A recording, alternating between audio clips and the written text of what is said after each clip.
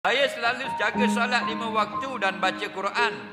Tambah dengan solat sunat 3 rajin. Tapi setiap hari masih lagi kita buat maksiat. Bagus. Apa yang bagus? Semayang 5 waktu wajib dan sunat. Bagus. Dah tu dah buat maksiat, memang dah kita manusia.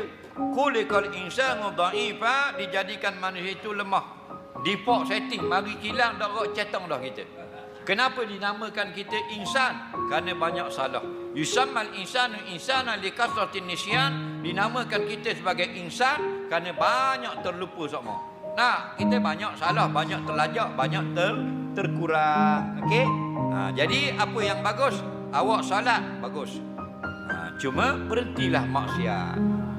Berhenti, jangan berhenti solat. Berhenti yang tak molek. Dia gitu. Dan awak mana? Kemaskan lagi cara kita mengerjakan solat. Bila solat kita semakin power, maka tanha anil fahsya wal munkar. Maka solat itu ada kekuatan untuk mengurangkan atau menolak terus maksiat daripada kita lakukan.